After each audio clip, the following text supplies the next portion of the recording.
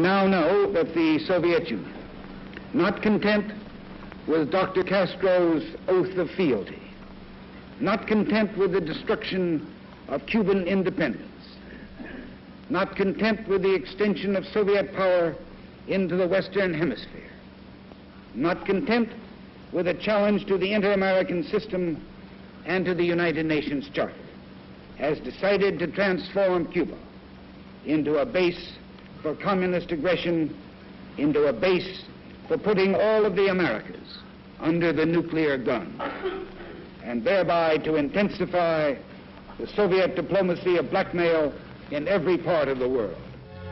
The United States' answer to what Adlai Stevenson termed Soviet blackmail in Cuba was a quarantine of all offensive weapons being shipped from Russia to that island fortress.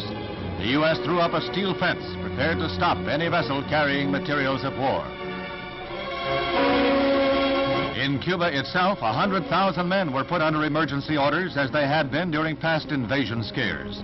The waterfront in Havana and along other parts of the coast bristled with gun emplacements as the Cuban regime waited to see what their bosses in the Kremlin were to do. Cuba became the focus of world attention. Here centered the most critical threat of global war since the surrender of Germany 17 years ago.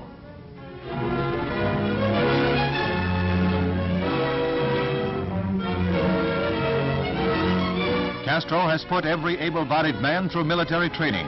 He has even armed some as young as 12 years of age, and authorities assembled thousands in cities and villages for patriotic rallies.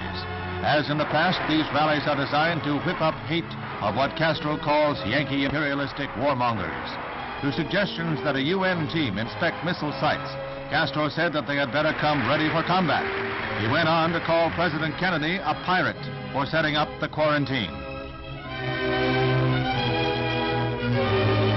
The United States arrived at the decision for an arms blockade after studying reconnaissance photographs made with high-powered cameras from planes flying several miles from the Cuban coast.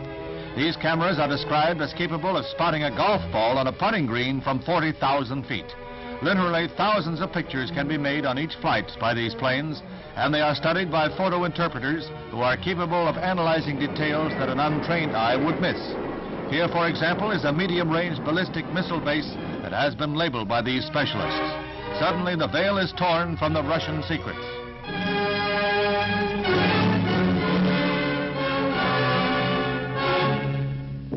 Another photo revealed a surface-to-air missile assembly depot, a base to supply the offensive sites. Russian technicians ripped through heavy jungle growth to carve out airstrips for high-performance MiG-21 jets, a plane easily capable of strikes far into the United States.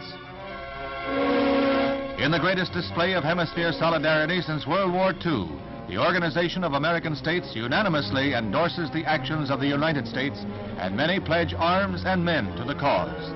The vote is 20-0, with Cuba absent, commending the U.S. for its efforts to bring about the dismantling of the missile bases. The organization votes the use of armed force to carry out the resolution sponsored by Secretary of State Dean Rusk, thus uniting all of the Americas in a common cause. Meanwhile, the United States continues to reinforce its Cuban base at Guantanamo Bay, the naval depot that Castro wants the U.S. to give up. These Marines have been assigned the job of protecting the base against any Cuban threats that might arise during the present crisis. They'll be on a 24-hour alert, a first line of defense.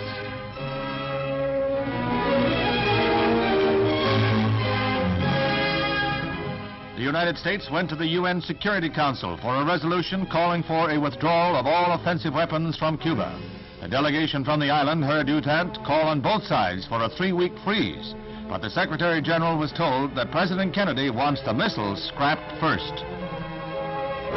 Valerian A. Zorin's boss, Khrushchev, proposed that the U.S. withdraw its vessels and he would stop shipments. President Kennedy's missile scrapping demand was his reply.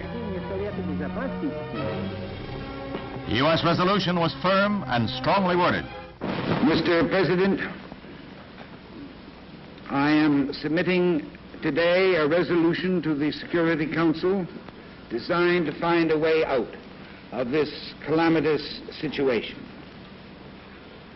This resolution calls, as an interim measure under Article 40 of the Charter, for the immediate dismantling and withdrawal from Cuba of all missile and other offensive weapons. It further authorizes and requests the Acting Secretary General to dispatch to Cuba a United Nations Observer Corps to assure and report on compliance with this resolution. Upon UN certification of compliance, it calls for the termination of the measures of quarantine against military shipments to Cuba.